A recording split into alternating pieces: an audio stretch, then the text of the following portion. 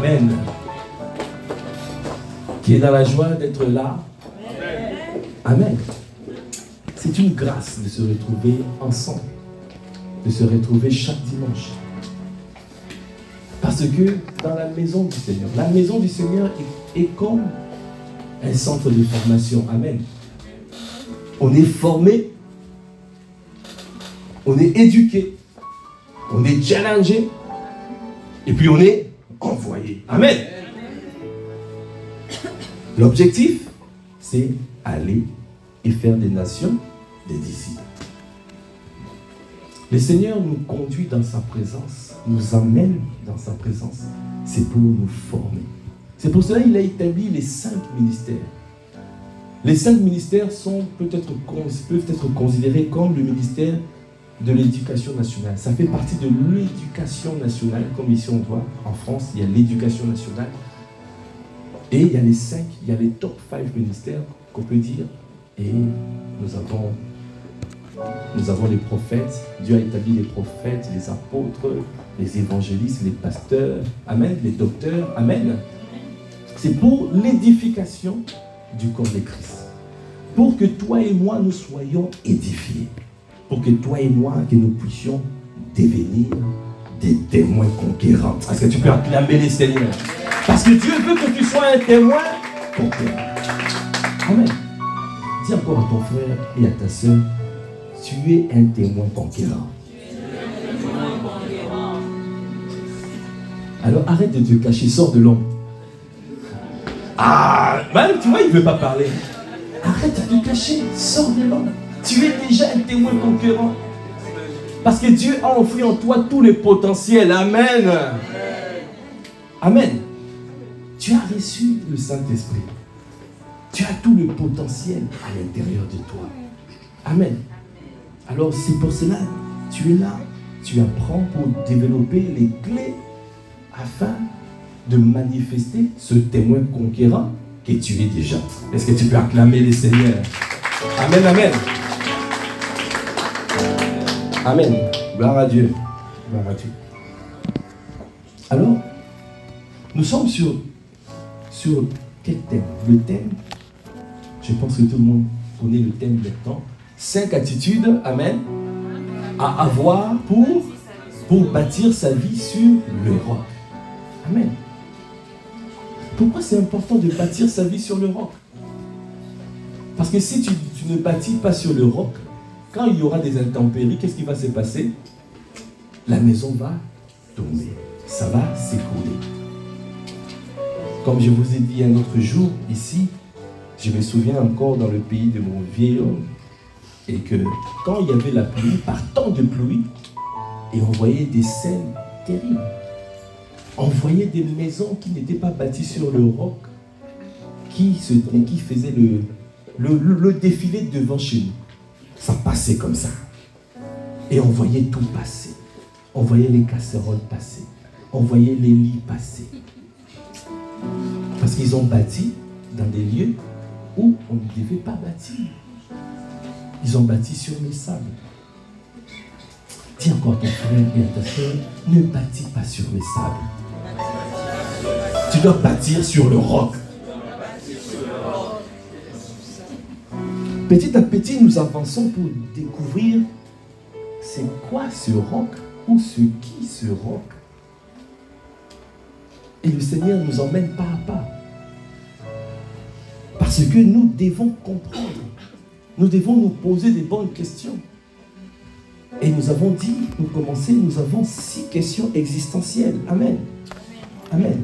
Vous voyez ici, on se pose des bonnes questions. Quelqu'un qui est là pour la première fois va se dire, mais c'est bizarre, hein? Dans cette église, il y a beaucoup de questions, on se pose. Amen. C'est normal.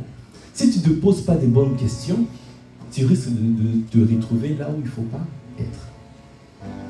Si tu te poses des bonnes questions, tu vas réfléchir, tu vas décider, tu vas développer ce qu'on appelle le discernement.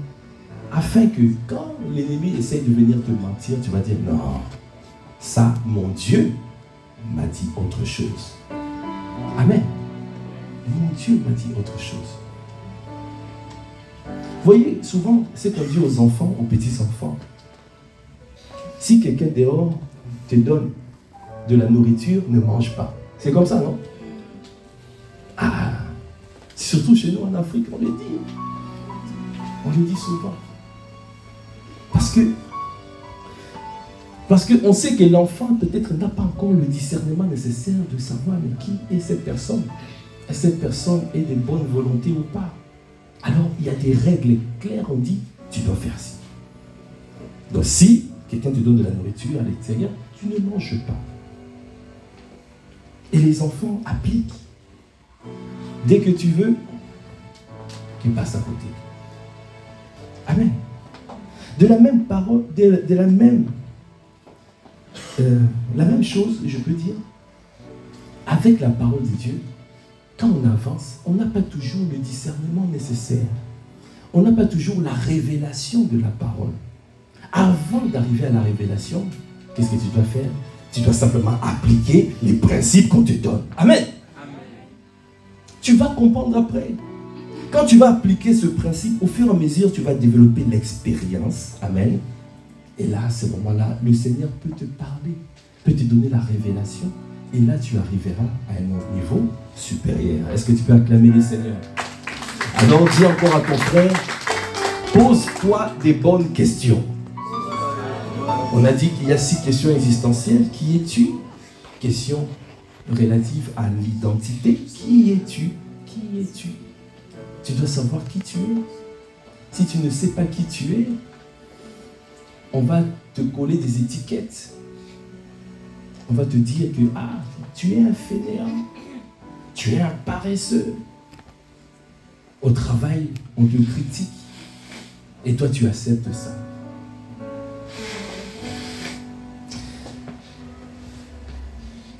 Pourquoi es-tu venu? Où existes-tu?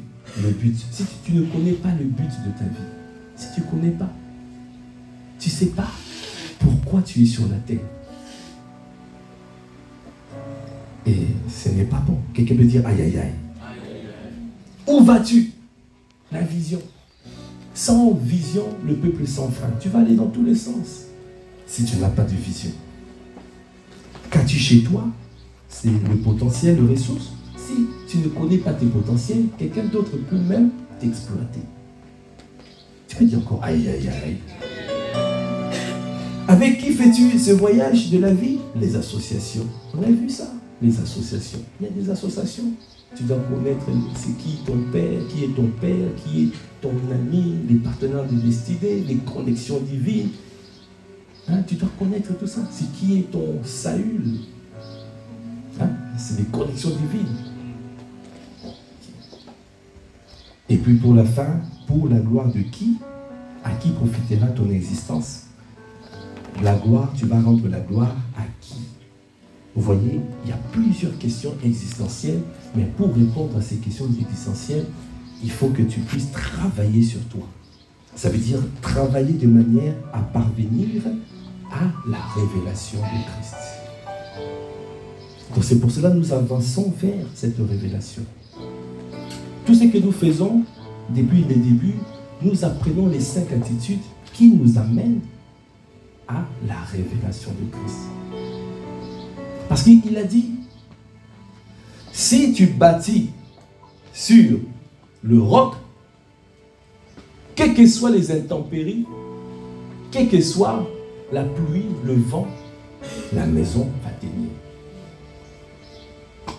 Amen. Alors, les 5 attitudes que nous étions en train de voir et sont tous regroupés à un endroit, dans Exode 17. Exode 17, quelqu'un peut dire Exode 17. Aujourd'hui, ça doit être maintenant quelque chose que vous avez déjà intégré. Et vous repassez ça à l'intérieur de vous. Vous passez des temps de méditation, de manière à asseoir ces 5 attitudes. Parce que tu trouveras ça partout. Tu dois savoir détecter quelle attitude que je dois avoir face à cette situation. Je suis à quel niveau, en fait?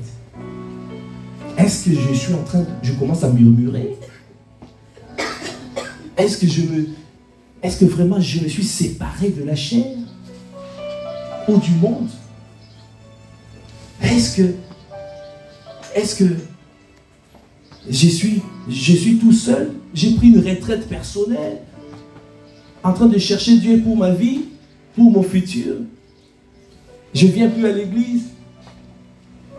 Quelqu'un me dit, aïe, aïe, aïe.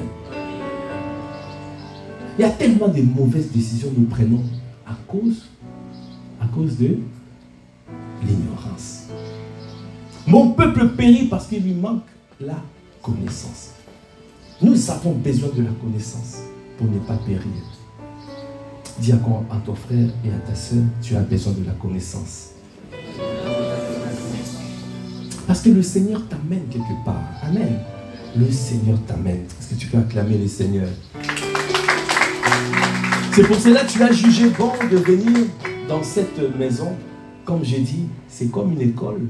C'est comme l'éducation nationale avec plusieurs classes. Et donc ici, aujourd'hui, nous allons encore repasser les 5 attitudes et on était arrêté à la 3e attitude. Et aujourd'hui, nous allons voir la 4e attitude. Amen. Si je lis Exode 17, je vais commencer à partir de verset 3. Le peuple était là, pressé par la soif, et murmurait. Quelqu'un peut dire quoi? Aïe, aïe, aïe. Ne murmure pas. Le peuple était là, pressé par la soif, le besoin ardent, le désir ardent, le besoin pressant, et murmurait contre Moïse. Il disait, pourquoi nous as-tu fait monter hors d'Égypte? On était bien en Égypte. L'ennemi va te dire, mais tu étais bien là où tu étais. Tu travaillais avec le papier de quelqu'un, tu touchais l'argent, c'était bien. Tu sortais avec le mari d'autre. Mais tu étais bien, au moins, tu avais tout. Quelqu'un me dit, aïe, aïe, aïe.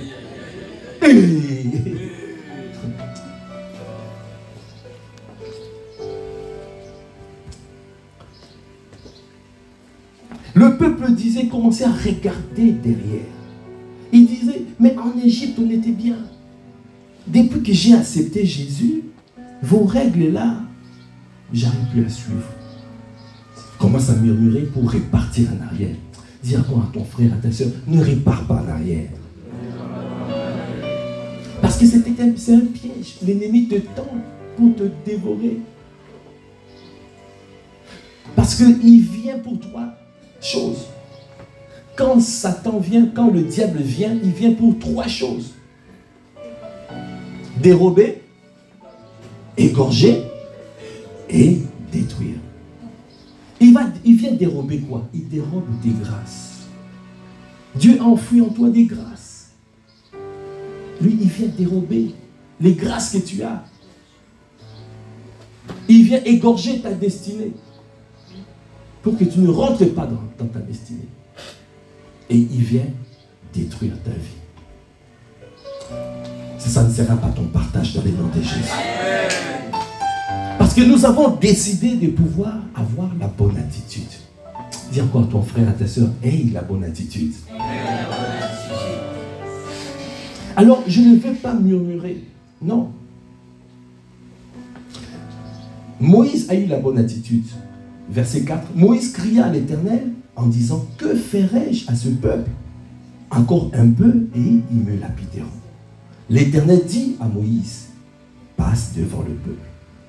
La deuxième attitude, tu dois te démarquer, tu dois te séparer de la chair, de la convoitise de la chair, convoitise des yeux, l'orgueil de la vie. Tu te démarques, tu te sépares de toute forme de murmure parce que tu es une personne différente, parce qu'il y a une grande destinée. Tu dois manifester une grande destinée. Amen. Tu n'es pas comme les autres. Tu ne dois pas accepter des compromis. Amen. Ne vis pas avec une vie de compromis. Parce que si tu acceptes le compromis, Dieu, quand tu vas crier à Dieu, quand ça va devenir chaud, tu viens, Seigneur, délivre-moi. Il va te dire, le compromis, cette alliance, ce n'est pas moi qui t'ai demandé de conclure cette alliance. C'est toi-même qui tu dois rejeter. C'est toi-même qui dois te battre. C'est toi-même qui dois te délivrer. Les Jébusiens, les enfants d'Israël, à un moment donné, ils ont signé un pacte, un accord avec les Jébusiens. Ils ont cru que les Jébusiens étaient des gens bien. Et donc, du coup, ils ont passé un acte, une alliance, qu'ils pouvaient être ensemble. Les enfants d'Israël pouvaient marier les femmes de Jébusiens. Les enfants des Jébusiens pouvaient marier les femmes des enfants d'Israël. Il y a eu un mélange qui s'est passé. Et au moment donné, quand la vraie face des Jébusiens est sortie, à ce moment-là, qu'est-ce qui s'est passé? Les enfants d'Israël ont discerné que c'était risqué de faire ça. Ils ont crié à Dieu et Dieu a dit, mais je ne veux pas répondre parce que ce n'est pas moi qui vous ai demandé de contracter cette alliance. Tu dois te battre toi seul. Alors, quand Dieu ne te soutient pas, les choses deviennent dures. Quelqu'un peut dire encore aïe aïe aïe. Tu dois toujours être soutenu par Dieu. Qui veut être le serviteur que Dieu soutient en toutes circonstances? Alors pour que Dieu te soutienne en toutes circonstances, refuse le compromis. Tu ne dois pas avoir une vie de compromis. Amen. Reste dans la parole. Garde la parole. Marche sur la base de la parole. Amen. Alors quand il a dit, sépare-toi, tu dois te séparer. Ça veut dire que on a parlé de la circoncision du cœur.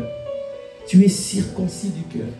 Ton cœur est pur devant lui. Amen. Tu refuses toute forme de compromis. Amen. Est-ce que tu peux acclamer le Seigneur? Parce que dans cette salle, je vois des hommes et des femmes circoncis du cœur. Amen. Si tu es circoncis du cœur, tu peux acclamer véritablement le Seigneur. Tu dois te séparer. Sépare-toi. C'est pour ça qu'il a dit, passe devant le peuple. Et la suite, il lui a dit, et prends avec toi les anciens d'Israël. Nous avons parlé des associations. Amen. Parce que quand tu passes devant le peuple, quand tu te retires, quand tu te mets à part, tu dois marcher, tu sers le Seigneur en marchant dans la piété et dans l'obéissance. Amen. Et quand tu vis comme ça, ne sois pas toujours seul. Reste dans la famille. Va chercher les anciens, va chercher les hommes et les femmes avec qui peuvent porter aussi tes fardeaux. Amen. On est là à l'église, c'est pour on porte le fardeau des uns et des autres. Et c'est pour ça qu'on a dit, tu n'es pas seul, tu as besoin des pères, tu as besoin des fils, tu as besoin des amis, des partenaires de destinée, tu as besoin des ennemis aussi, parce que, aïe aïe aïe, parce que les ennemis nous poussent à nous développer plus et à monter. Amen. Et tu as besoin des corrections divines. Amen. La suite, il a dit, la quatrième attitude qui est donnée ici, c'est marqué, prends aussi, tu peux dire, prends aussi dans ta main ta verge avec laquelle tu as frappé le fleuve. Est-ce que tu peux acclamer le Seigneur? Va prendre la verge. La verge qui a permis à Moïse de faire l'exploit. Qui a déjà rencontré des exploits? Oh. Tu n'as jamais rencontré un exploit dans ta vie? Amen. Tout le monde. À un moment donné, tu peux dire, waouh, merci Seigneur pour l'exploit. Amen. Ça veut dire que tu as expérimenté quelque chose, une grâce particulière. Tu as expérimenté la main du Seigneur qui est. Et c'est un témoignage. Amen. Et ce témoignage-là n'est pas fait pour que ça disparaisse. C'est pour que ça reste dans notre conscience. Amen. À l'époque, les enfants d'Israël, dès que Dieu se manifestait dans leur vie, qu'est-ce qu'ils faisaient? Ils bâtissaient un autel. Amen. il bâtissait un autel. C'est pour se souvenir. Pour qu'à chaque fois qu'on arrive à ces lieux, on dit, ah, ici, ces lieux-là, Dieu nous a visités. Parce que quand tu rends grâce à Dieu, Dieu va multiplier. Ah, j'ai pas entendu. Quand tu rends grâce, Dieu va multiplier. Tu es en train de dire à Dieu, bravo, bravo. Continue de faire ce que tu as fait. Dieu veut que tu rendes grâce en permanence. C'est pour ça qu'il dit, rendez grâce à Dieu en tout temps, en toutes circonstances. Amen. Tu dois rendre grâce à Dieu. Et pour rendre grâce à Dieu, tu dois te souvenir de ce que Dieu a fait. Amen. Qui se souvient, qui croit, qui sait que Dieu a déjà fait quelque chose dans sa vie. Amen. Si tu es ici, Dieu a fait déjà quelque chose dans ta vie. Le fait simplement que tu crois au Seigneur Jésus, c'est un miracle. Amen. Parce qu'il y a beaucoup qui ne croient pas. Tu vas aller dehors, tu vas voir des gens qui sont en train de faire leur jardin tranquille. Ils tondent le gazon, ils sont en train de faire les fleurs. Il y a des fois, j'ai dit, mais Seigneur, mais comment c'est fait? Quand tu viens leur parler de Dieu, on te prend pour un extraterrestre. En réalité, ce sont eux les extraterrestres. Quelqu'un dit aïe, aïe, aïe, aïe, aïe. Parce que Dieu nous a positionnés sur la terre. Hein? Il nous a positionnés sur la terre pour régner. Nous venons du ciel, mais nous sommes positionnés sur la terre. Le lieu où tu dois te mouvoir, c'est sur la terre. L'Esprit de Dieu en toi, mais tu te mets sur la terre. Et c'est pour ça qu'il a dit, là où la plante de ton pied foulera, il te donne ces territoires en possession. Et nous prenons des territoires. Amen. Rends grâce à Dieu, parce que Dieu t'a positionné. Tu as une mission particulière. Si tu es ici en cellule, ça veut dire que tu as été sélectionné. Tu peux dire, j'ai été sélectionné.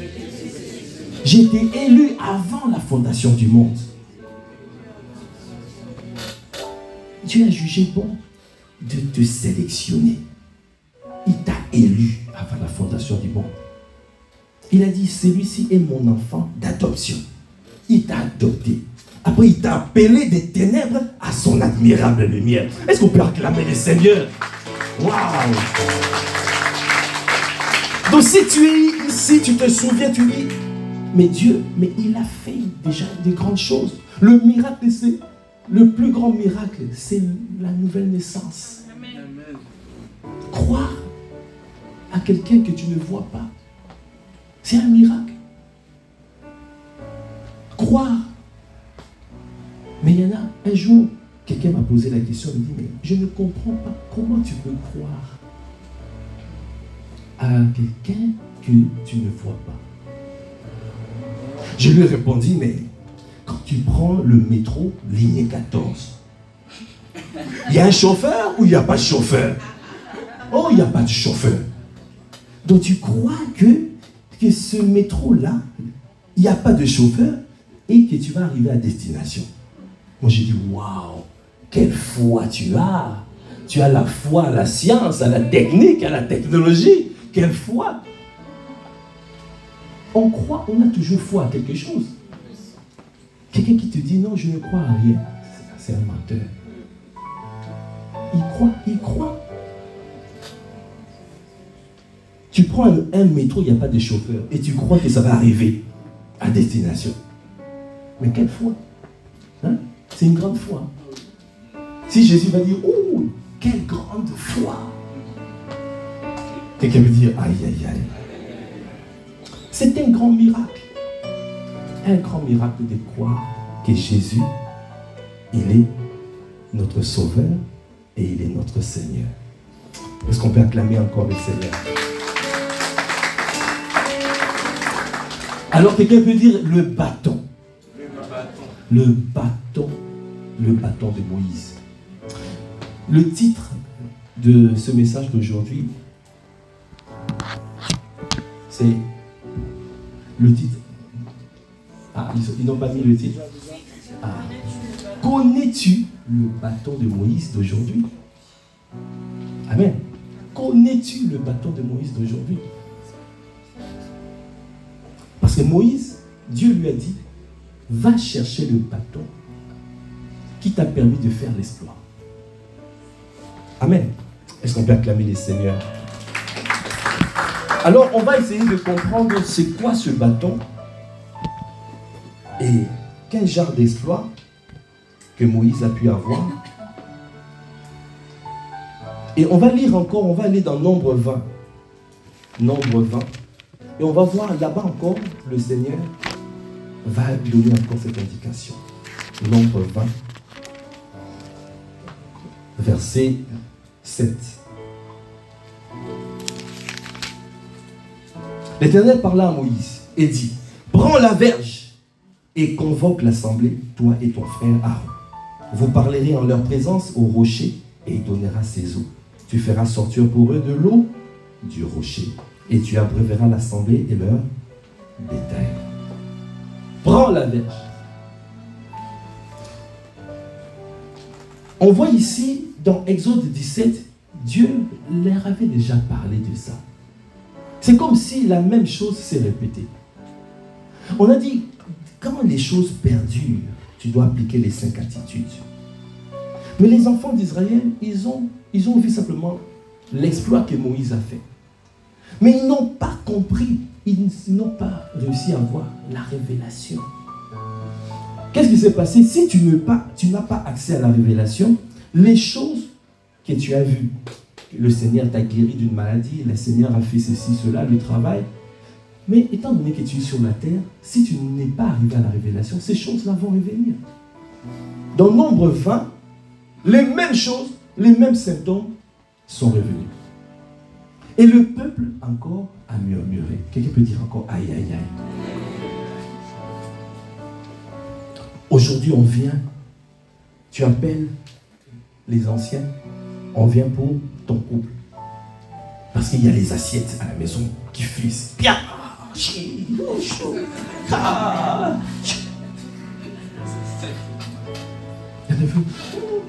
Et surtout les femmes. Comme ça. Tu vas te coller comme ça. Que je veux dire, aïe, aïe, aïe. On vient, vous appelez, on appelle les anciens qui viennent. Et on vous parle sur le couple. Comment que le mariage, en réalité, ça représente, c'est comme Christ et l'Église. C'est un rapport, c'est un mystère. Mais tu ne comprends pas ce mystère. Tu récupères simplement, le couple a permis, les anciens ont permis à ce que ton couple, qu'on retrouve la paix, que vous retrouvez la paix dans ce couple. Vous avez bu l'eau, parce que là c'est le peuple qui a bu l'eau, amen. Ça veut dire que c'est bon. La soif a été étanchée et puis après c'est parti. Et vous recommencez. Quelques années plus tard, il y a encore des problèmes. Et vous appelez encore, nous avons encore des problèmes. C'est parce que vous n'étiez pas arrivé à la révélation. Parce que si tu arrives à la révélation, vous n'aurez plus besoin. Vous n'aurez plus besoin d'appeler les gens. Parce que Christ seul va étancher votre soif. Est-ce que tu peux acclamer les seigneurs? De ce qui s'est passé ici, à Nombre 20, le peuple n'a pas compris, n'a pas eu accès à cette révélation. Et donc du coup, qu'est-ce qui s'est passé? Ils ont répété les mêmes choses. Alors Moïse a encore demandé, va chercher, et Dieu a demandé à Moïse, va chercher encore la verge afin de faire encore l'exploit. Amen. Amen. Bon, on va essayer de comprendre cette verge-là, quand on parle de la verge ou le bâton de Moïse. Et comment Dieu a fait que ce bâton-là est devenu un bâton puissant. Parce que Moïse, avec ce bâton, il a fait beaucoup d'exploits. Et quand nous lisons dans Exode 3, et nous voyons comment Dieu a montré, a donné de l'assurance à Moïse avec ce bâton. Dans Exode 3, on voyait que Moïse, qui était en train de perdre le troupeau de Jéthro, son beau-père, sacrificateur de Madian, et il menant le troupeau derrière le désert et vint à la montagne de Dieu à Horeb. L'ange de l'Éternel lui apparut dans une flamme de feu au milieu d'un buisson. Moïse regarda et voici le buisson était tout en feu et les buissons ne se consumaient pas. Donc Moïse dit, je veux me détourner, voir quelle est cette grande vision et pourquoi les buissons ne se consument pas. L'Éternel vit qu'il se détournait pour voir, Dieu l'appela du milieu du buisson. Et dit à Moïse, du milieu du buisson, et dit à Moïse, Moïse répondit, me voici. Et Dieu dit, n'approche pas d'ici, ôte tes souliers de tes pieds, car le lieu sur lequel tu te tiens est une terre sainte. Amen. Dieu a dit, verset 7, j'ai vu la souffrance de mon peuple qui est en Égypte, et j'ai entendu les cris qui lui font pousser ses oppresseurs, car je connais ses douleurs, je suis descendu pour le délivrer de la main des Égyptiens, et pour le faire monter de ce pays dans un bon et vaste pays, dans un pays où coule le lait et le miel, dans le lieu qui habite les Cananéens, voilà. Mais Dieu a présenté à Moïse la mission en disant que voici ce que tu dois faire, tu dois aller. Dieu a envoyé Moïse. Mais Moïse avait peur. Moïse avait peur. Parce que Moïse a vécu dans la maison de Pharaon. Amen. Moïse a vécu dans la maison de Pharaon. Moïse connaissait que dans la maison de Pharaon, il y avait des magiciens. Quelqu'un peut dire aïe aïe aïe. Il y avait des magiciens. Il se dit, mais toi tu m'envoies aller là-bas. C'est comme si on te dit, va dans le temple vaudou au Bénin. Quelqu'un peut dire,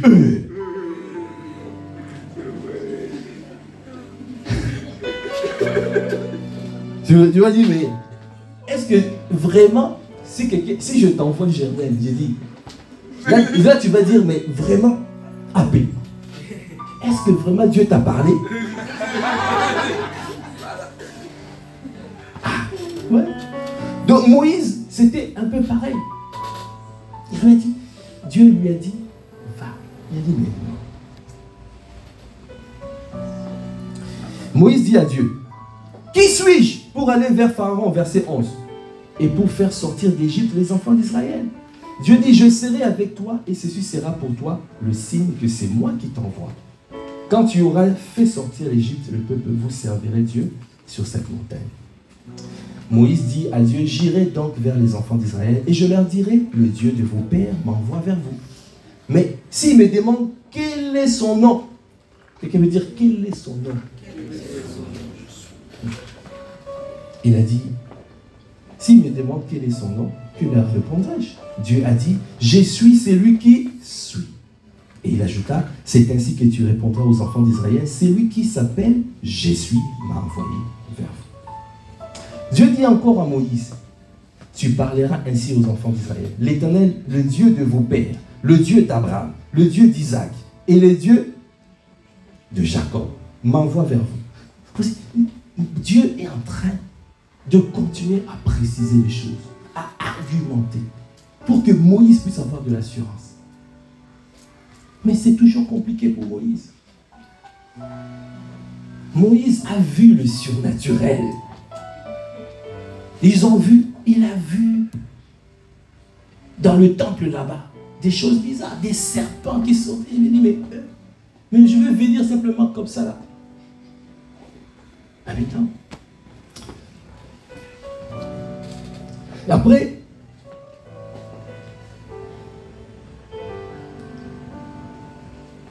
si on continue, verset, on va lire verset, on va descendre un peu plus vite.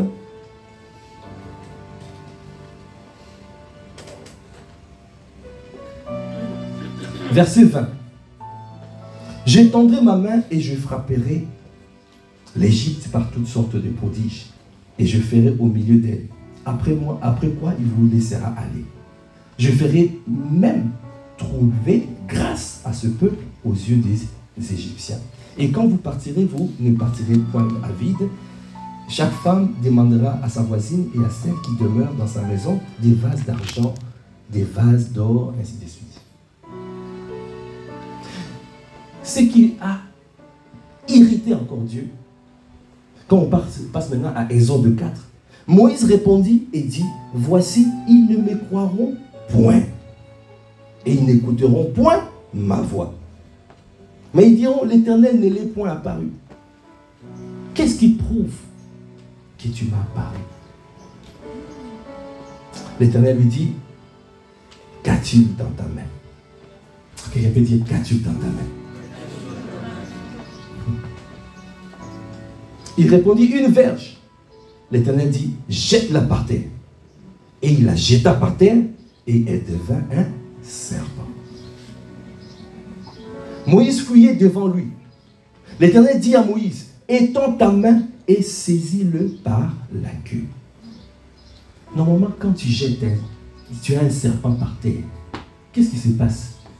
On essaie de prendre le serpent par la tête. Comme ça, on bloque son mâchoire comme ça, là. Et comme ça, il ne peut pas te mordre. C'est ça, non? Mais Dieu lui demande de prendre le serpent par la queue. Maintenant, le serpent, il va faire comme ça, il te mord. Dieu était en train de guérir Moïse de ses peurs. Apôtre Ivan, il a dit, si tu es délivré de la peur, rien ne peut plus t'arriver. Est-ce que tu peux acclamer le Seigneur?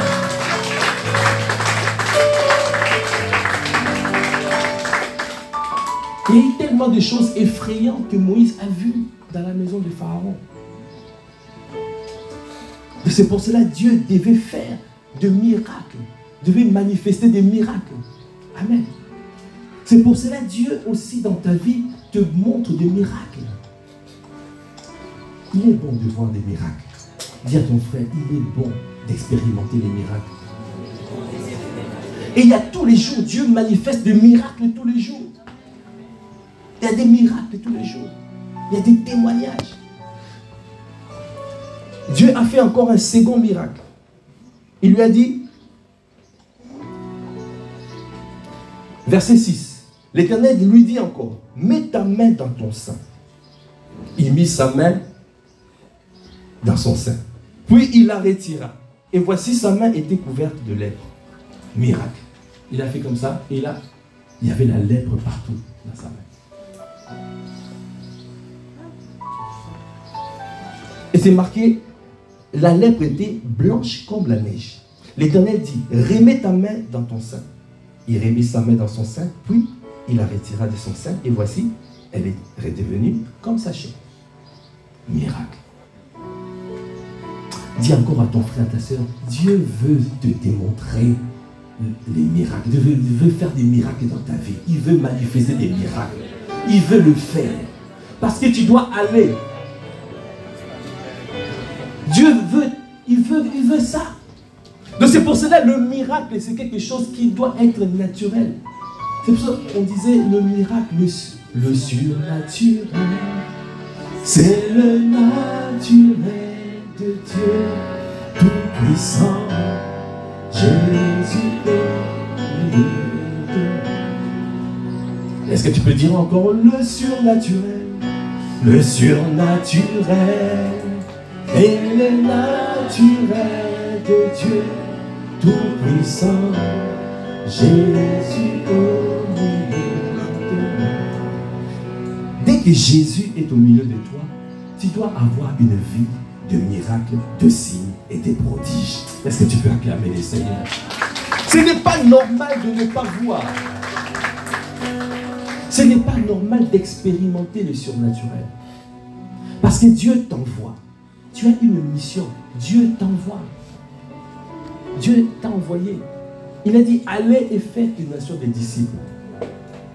Et quand tu pars, et là tu vas vivre le surnaturel. Parce qu'il veut que tu puisses appliquer ce bâton. Dès que tu as reçu, qu'est-ce que tu as reçu? Il t'a donné le nom de Jésus. Au nom de Jésus, tout genou fléchit. Il t'a donné le nom de Jésus. C'est pour ça qu'on dit, dès que Jésus est au milieu de nous, dès que tu as Christ à l'intérieur de toi, et en plus, il y a le deuxième miracle.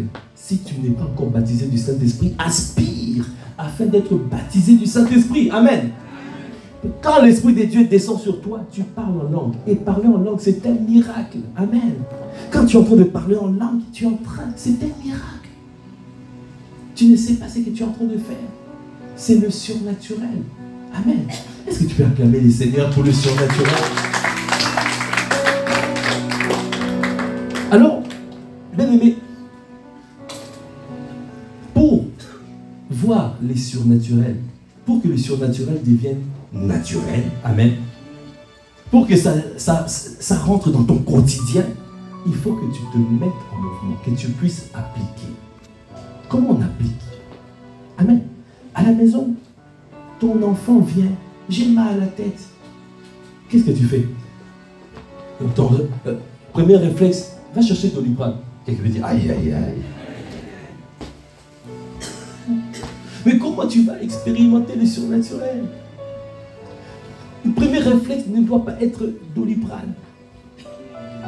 Ton premier réflexe, tu prends ta main, tu imposes sur sa tête et tu réprimes le mot des têtes. Ah. Mais ce n'est pas toi qui fais, c'est Jésus qui le fait. Amen. Et les enfants croient. Moi, c'est ce que j'ai toujours appliqué à mes enfants.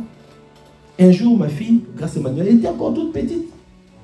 Aujourd'hui, elle a déjà 10 ans passé. Elle était petite. Comme j'appliquais ça souvent avec elle, et elle voyait que Dieu faisait. Et donc du coup, à l'école, elle a appliqué ça à l'école. Un jour, elle est venue me voir. Elle me dit, papa, aujourd'hui, ma copine est tombée, elle avait mal au genou. J'ai imposé ma main et elle s'est relevée, elle n'avait plus mal. Est-ce que tu peux acclamer le Seigneur?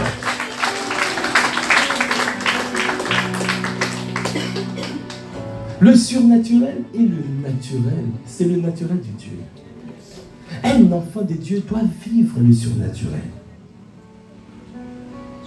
Parce qu'un enfant de Dieu est appelé à faire des exploits. Amen. Comme Moïse a fait l'exploit avec le bâton, toi aussi, Dieu t'a donné le nom de Jésus comme bâton afin de faire les exploits. Parce que Dieu te prépare au plus grand. Quand tu vas faire sortie d'évangélisation, tu seras plus complexé à dire je vais prier pour toi. Parce que tu n'as pas expérimenté. Il faut tester, il faut expérimenter.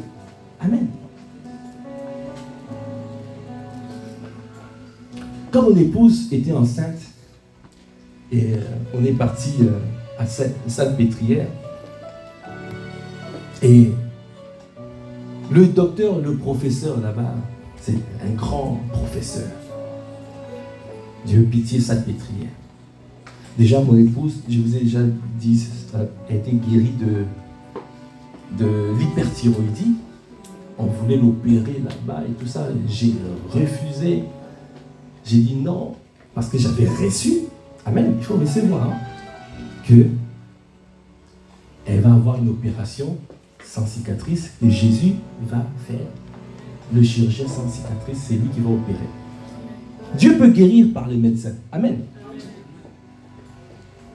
Il te sera fait selon ta foi. Il peut aussi le faire sans cicatrice parce qu'il est le chirurgien par excellence. Amen. Donc j'ai toujours refusé. Pendant longtemps, refusé. On me connaissait là-bas. Un jour même, la nuit, on est venu. Je ne savais pas, mais c'était prévu que le lendemain, elle devait passer au bloc. Quand j'ai découvert ça, j'ai dit non, on rentre à la maison. On est rentré. Elle dit, mais tu dois signer une décharge. J'ai dit, je signe la décharge. J'ai signé. S'il y a un problème, ça sera toi. J'ai dit, voilà, je suis garant. On est rentré. Et puis après, d'elle-même, parce que ça doit venir d'elle aussi. Ce n'est pas la foi, ce n'est pas ma foi, mais c'est sa foi. Qu'elle a décidé qu'elle ne veut plus de ça. Elle a dit, vos médicaments, tout ça, je jette. Je ne veux plus. Ne jette pas les médicaments si tu n'as pas reçu la conviction. Amen. Il faut que ce soit Dieu qui te dise. Parce qu'avant, ça ne marchait pas, parce que c'était ma foi à moi. Ce n'était pas encore sa foi. Quand c'est devenu sa foi, c'est là où elle a commencé à expérimenter le surnaturel. Est-ce qu'on peut acclamer les Seigneurs? Et c'est à ces moments-là,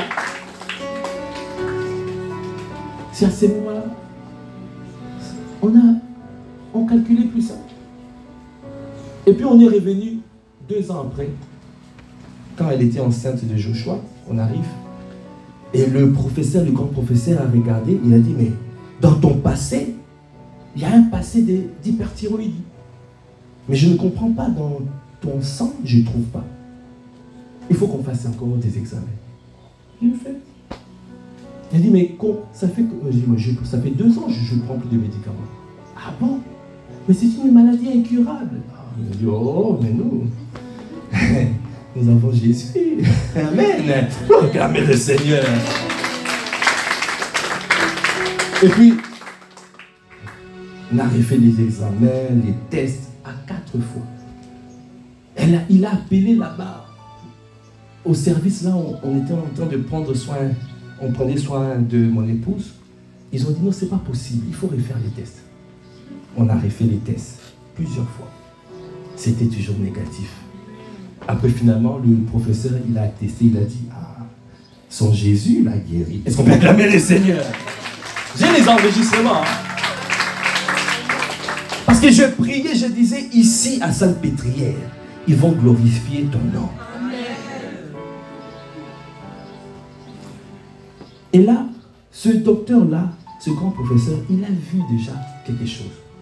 Et après, en examinant mon épouse, il a dit, c'est ton placenta est bas. Quelque chose comme ça. Moi, j'ai dit, je pose toujours la question, ça veut dire quoi? Mais placenta bas, c'est compliqué. Peut-être... on peut perdre le bébé. Non, avant c'était le col était, je sais pas, ouvert ou je sais pas quoi. Le col était je sais pas quoi. C'est compliqué, technique. Moi j'ai dit, ah bon, ça veut dire quoi? Ok, le risque c'est, elle va rester pendant 2 mois, 3 mois, comme ça, au lit. Elle ne peut rien faire. Moi je dis, ah bon? C'est ça, ce que l'ennemi veut faire. C'est ça le dessein du diable. Ah! J'ai dit, le surnaturel, c'est le naturel de Dieu, tout-puissant, Jésus au milieu. Quand on est rentré à la maison, j'ai dit, Cole, redevient normal. Et puis on a dormi. On n'a pas fait esprit qui ouvre l'école, je te réprime. J'envoie le feu. Non. J'ai fait au lit comme ça. Cole, je deviens normal. Je dors. Le lendemain, parce que il nous a renvoyé à la maison, c'était tard. Il a dit, revenez le lendemain matin. Parce que je vois là, c'est trop dangereux, elle peut perdre son bébé. Vous voyez les médecins là, quand ils parlent comme ça, oh là là, c'est comme si... Le lendemain, on vient, le grand professeur, il est comme ça. Lui-même, il a dit, moi-même, je vais faire l'échographie. Il fait comme ça. Il dit, mais je ne comprends pas. Oh, mais je ne comprends pas. Après, il sort. Il dit, mais c'est normal. Ah, il sort dehors comme ça. Il comprenait, il tient la tête. Il est devenu comme un fou. Moi et mon épouse, on était en train de rigoler. Elle dit, comme on ne dirait pas Karambéry, Après, il a dit que le placenta, quelques semaines après, le placenta était bas. Le placenta bas, ça peut pousser, ça peut faire que l'enfant peut... Il peut y avoir des contractions, c'est ça, hein? Et surtout, le risque, on peut faire la césarienne. C'est ça, non? Voilà. J'ai posé la question, ça veut dire quoi? Oh, ça veut dire que peut-être césarienne et tout ça. Ah. Après, lui-même, le professeur, il a dit, mais bon, je ne vais pas m'avancer. Il commençait à... Voilà, il y a eu un doute dans sa tête. Je ne vais pas m'avancer. On attend 2 semaines. Si au bout de 2 semaines, ce n'est pas réparé, et là, je déclenche les étapes, le process pour césarienne. Moi, j'ai dit, ça sera normal. On rentre à la maison. Le surnaturel, c'est le naturel des dieux tout-puissant. Jésus au milieu de nous. J'ai pris ma main, au lit toujours, j'ai mis sur le ventre. J'ai dit placenta haut. Je ne peux pas dire au nom de Jésus. Non. Dans ma conscience, le nom de Jésus, ce n'est pas forcément dire au nom de Jésus. Tu peux dire au nom de Jésus, il n'y a rien qui se passe. Est-ce que quand tu es en train de proclamer là, tu es en train tu penses que c'est Jésus qui est en train de le faire? C'est par le biais de Jésus, c'est par le canal de Jésus que tu es en train de faire ça. C'est ça au nom de Jésus. Je dis, placenta haut. 2 semaines après, on arrive normal. Est-ce qu'on peut acclamer les Seigneurs? Pour terminer, après, il a programmé le jour de l'accouchement. Et il me dit, il regarde comme ça, dans leur truc circulaire, hein, comme ça. Après, il dit, l'accouchement, ça va se faire le dimanche. Il faut venir le dimanche matin. Moi, je lui dis, mais professeur, le dimanche matin, moi, je suis au culte. Non, il faut venir lundi plutôt. Je vais venir lundi. Il dit, mais... Il me regarde comme ça, il dit, ah, il est au culte. À l'époque, j'étais à Étampes. J'étais berger à Étampes. Et donc, il était choqué. Il a dit, mais bon. Après, bon, je me suis organisé. J'ai dit, bon, je suis passé. J'ai laissé mon épouse. Et moi, je suis parti au culte. Et je pense c'était le dimanche. J'étais parti samedi soir, j'ai laissé. Et dimanche, moi, j'étais au culte. Tranquille. J'étais à l'aise. J'ai fait le culte. J'ai fait des entretiens à Étampes jusqu'à 16h, 17h. Quand j'ai terminé, c'est à ce moment-là, j'ai dit, bon, maintenant, je vais aller pour mon bébé qui va naître. Et j'arrive à 18h. C'est à ce moment-là qu'ils ont descendu maintenant et c'est devenu chaud. Ça veut dire que les contractions... Et puis elle était là. Il y a eu encore un combat. À un moment donné, il a dit, l'enfant à l'intérieur ne respire plus. Perd sa force. Moi, je dis, ah bon, ça veut dire quoi? Mais il peut mourir, l'enfant. Ah bon? Moi, j'ai dit, ok, d'accord. Parce que si c'était pas fait, naturellement, ils allaient encore couper. Donc du coup, qu'est-ce que je fais? J'ai encore mis ma main et j'ai prié. En priant, en décrétant, et ça fait que elle a commencé à trembler, à vibrer. Parce que le problème, c'était que le col ne s'ouvrait pas suffisamment rapidement pour que le bébé sorte. Donc c'était très dangereux et que l'enfant, apparemment, ils ont vérifié, l'enfant était normal. Et puis après, ça fait que ça a accéléré la procédure. Au bout d'1 heure, et l'enfant était déjà là. Et même ils étaient surpris de voir que l'enfant est arrivé avec une vitesse. Vous voyez, le surnaturel. Ils ne comprenaient pas. Ils ont fait un diagnostic 2 heures plus tôt. 1 heure après, le diagnostic a été démenti. Est-ce que tu peux acclamer le Seigneur? C'est pour vous dire pourquoi Dieu fait tout ça. pour que tu puisses avoir la certitude que c'est lui qui fait. Moïse ne pouvait pas aller et faire l'exploit s'il n'avait pas la certitude qu'il tenait le bâton et que Dieu agissait par ce bâton. Et toi et moi, nous avons reçu le nom de Jésus, qui fait qu'aujourd'hui, le surnaturel, c'est le naturel de Dieu. Est-ce que tu appliques? Est-ce que tu utilises ce nom que tu as reçu? Dans ta vie quotidienne, est-ce que tu utilises le nom de Jésus? Tu as reçu ce nom. Le nom plus qu'excellent. Tout genou fléchira. Toute langue confessera qu'il est le Seigneur des Seigneurs et le Roi des Rois.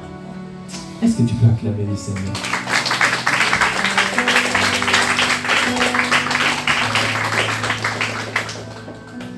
Dis encore, le bâton de Moïse. Aujourd'hui, ça s'appelle le nom de Jésus. Est-ce que tu peux acclamer le Seigneur? Si tu peux te tenir debout.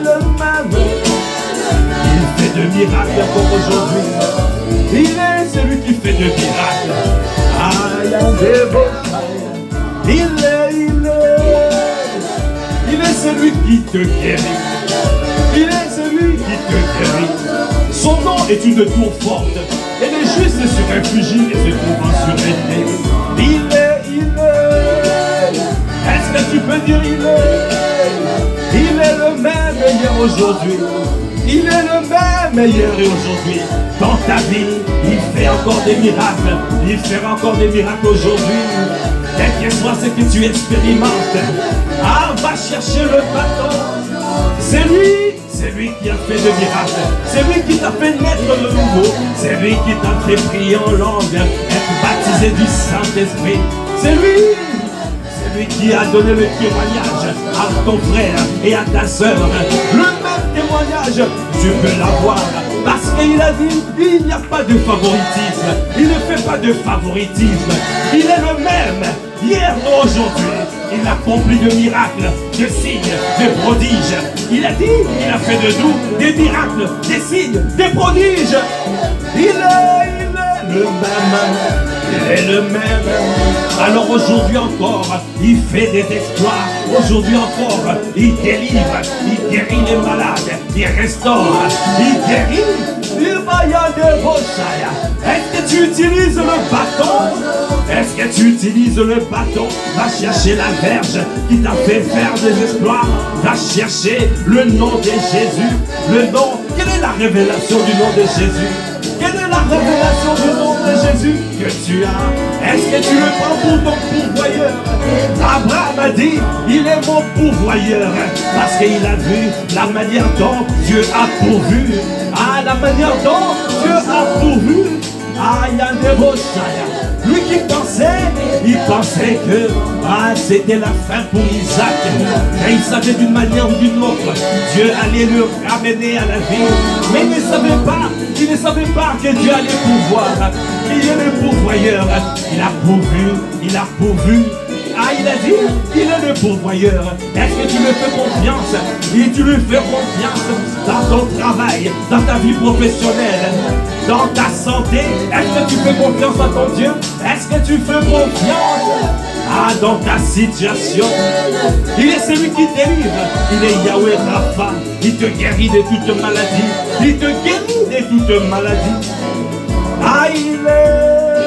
Est-ce que tu peux lever la voix pour dire, aujourd'hui encore il délivre, aujourd'hui encore il guérit, aujourd'hui encore il restaure, il guérit les cœurs brisés, il restaure, il délivre les captifs, il rend libre les opprimés, il nous donne des témoignages, il veut te donner un témoignage pour que tu puisses aller et faire des nations des disciples, pour que tu sois un témoin a du témoignage, un témoin il a un témoignage, il veut faire de toi un témoin conquérant, il veut faire de toi un témoin puissant, un témoin qui a un témoignage. Et il n'y a pas de témoin sans témoignage. Quel témoignage tu as reçu? Est-ce que tu expérimentes? Est-ce que tu peux expérimenter le miraculeux? Élève la voix, dis oui. À partir d'aujourd'hui, je rentre dans le surnaturel. Le surnaturel. Ça sera maintenant mon partage. Le surnaturel. C'est le naturel de divin. Le naturel du Dieu vivant. Le surnaturel. C'est le naturel du Dieu vivant. Le surnaturel du Dieu vivant. Le surnaturel, le surnaturel, le surnaturel, c'est le naturel, c'est le naturel du Dieu vivant. Le surnaturel, le surnaturel, c'est le naturel du Dieu vivant.